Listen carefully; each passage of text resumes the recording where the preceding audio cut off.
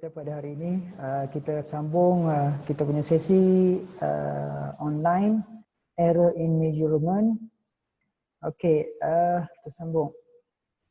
Okey, bila kita buat pengukuran terdapat apa yang dipanggil sebagai error ataupun kesilapan dalam pengukuran. Kesilapan dalam pengukuran ini mungkin disebabkan oleh beberapa faktor. Dan biasanya maklumat ini penting kepada awak untuk kita tulis dalam lab report. Okey, yang pertama sekali kita ada type of error. Okay, type of error yang pertama sekali adalah random error ataupun kesalahan secara random. Apa yang perlu kita buat kesalahan secara random ni adalah yang pertama sekali, you measure the mass of a ring 3 times. Kita mengukurkan berat bagi suatu ring sebanyak 3 kali using the same balance and get slightly different value. Maksudnya bila kita buat sesuatu pengukuran, kita mendapati bahawa pengukuran tersebut mendapat bacaan yang berbeza-beza. Contohnya bacaan yang pertama kita dapat 17.46, 17.42 dan 17.44. So, how to minimize it? Macam mana kita nak mengatasi masalah ini adalah dengan mengambil lebih banyak data. So, random error can be evaluated through the statistical analysis and can be reduced by averaging over a large number of observations.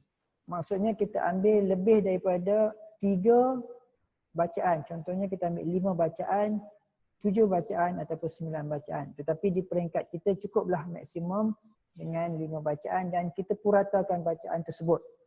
Okey. Dan bacaan ini dan kaedah ini penting pada kita buat lab nanti. Sebab nanti bila kita buat lab banyak faktor-faktor luar yang mengganggu dalam dapatan ataupun pengukuran kita.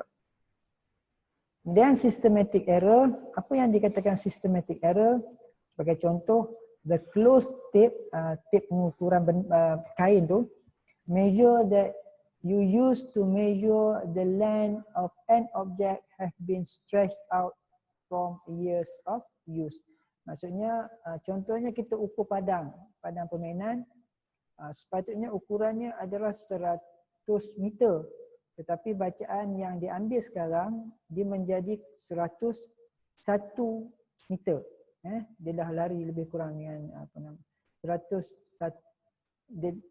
kita kata banyaklah lari kan, tapi dia lari lebih kurang 1 meter. Okay. The electronic scale you use with 0.05 gram too high of all your mass measurement. It is because it is improperly tagged throughout your experiment. Maksudnya bacaan digital elektrik kita memberi bacaan 0.05 gram lebih tinggi daripada nilai yang sepatutnya. Mungkin kita reset ataupun kita setting dia tak betul.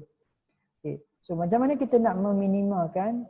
Systematic error are difficult to detect and cannot be analyzed statistically because all of data is off in the same direction, either too high or too low. Maksudnya dia telah salah. Macam contoh pengukuran digital, dia dah memberi nilai tambahan 0.05 gram. Kita buat macam mana pun dia akan memberi bacaan yang sama 0.05 gram. Spotting and correcting for systematic error take a lot of care. So maksudnya apa yang perlu kita buat adalah kita menjaga peralatan tersebutlah. So how would you compensate for the incorrect result of using the stretch out the tape measure? Okay. And how would you correct the measurement of improperly tagged scale? So apa yang kita nak buat untuk tape yang telah kita kata anjal dan juga alat pengukuran yang kita tidak setting dengan betul. Okay, apa yang kita buat adalah dengan menggunakan formula yang dipanggil absolute error. Absolute error is simply the amount of physical error in measurement. E absolute equal to X measure minus X accepted. Okay. So relative error, ini formula kena hafal lah. E absolute, nilai error yang sebenar adalah nilai yang kita ukur dan nilai yang kita dapat jangkakan. Okay. Relative error is the ratio of the absolute error of the measurement to accept the measurement. Maksudnya kesalahan secara relatif adalah E absolute divided by E accepted. Error relative equal to error absolute, E relative equal to E absolute divided by E accepted. Percentage error, the percentage of error is found by multiplying the relative error by 100%. Maksudnya nilai E relative ni kita darabkan dengan 100%, maka kita dapat peratus error. Sebagai contoh untuk kita gunakan formula ini, the actual length of this field is 500 meter. A measuring instrument show the length to be 500 meter. Kita tahu panjang sebenar bagi suatu padang adalah 500 meter, tetapi bila kita ukur, kita dapati bacaannya adalah 508 meter. Okay. So kita nak tengok the absolute error in the measure length of the field, and then kita tengok relative error in the measure length of the field and the percentage error in the measure length of the field. Okay. So formulanya absolute error in the length of the field is 508 meter. Kita tengok pada formula sebelum ni, X measure minus 500 meter X accepted. Okay. So kita dapat absolute error, nilai absolute bagi error adalah sebanyak 8 meter. Jadi the relative error of the length of the field, kesalahan secara relatif ataupun error secara relatif yang nilai kita ukur, tolak nilai yang sepatutnya nilai sebenar 508, tolakkan dengan 500 dan bahagikan dengan 500. Maka nilai error, absolute errornya adalah 0.016. Itu daripada 8 meter ni, absolute relative errornya adalah bernilai 0.016. And then the percentage error in the length of field is percentage error equal to measure. Kita kata tadi darabkan dengan 100% saja. So percentage error equal to measure minus actual value divided by actual value. So 508 meter tolak 500 meter bahagikan dengan 500, maka kita dapat 1.6%. Okay, maksudnya darabkan dengan 100%, maka kita dapat 1.6%. Okay.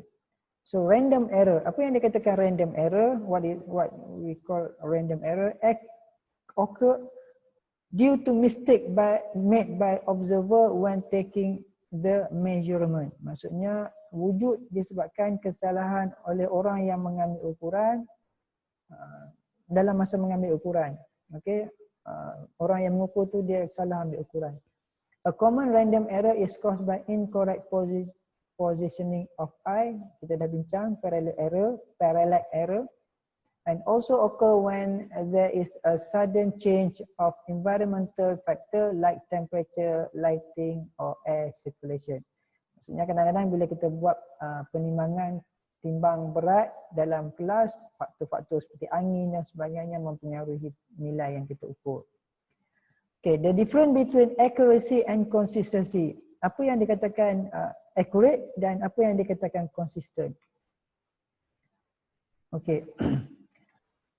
Consistency measurement are said to be consistent when the value of measurement are close to each other. Tapi kita kata pengukuran dikatakan konsisten apabila nilai-nilai pengukuran adalah hampir antara satu sama lain. Apa yang dikatakan ketepatan? Accuracy is the degree of how close a measurement is to the true and actual value of the physical quantity. Ketepatan adalah tahap sejauh mana pengukuran memberi nilai sebenar dan nilai sebenar kuantiti fizikal. Sensitivity, kepekaan. The sensitivity of an instrument is its ability to detect small change in the quantity that is being measured. Kepekaan instrumen adalah keupayaan untuk mengesan perubahan kecil dalam kuantiti yang sedang diukur. Okey, kita tengok apa yang dikatakan accuracy, accurate and consistent. Kalau kita ambil kita sebagai archer ataupun pemanah, bila kita memanah kita punya kita dapat semuanya pada bullseye, accurate and consistent. 1 2 3 4 5 panahan kita berada pada kedudukan tepat pada tengah-tengah dan konsisten. 1 2 3 4 5 ada di sini. Not accurate but consistent. Accurate-nya adalah pada point merah ini, tetapi konsistennya berada di sini. Semua anak panah kita, kelima-lima anak panah kita berada berhampiran antara satu sama lain.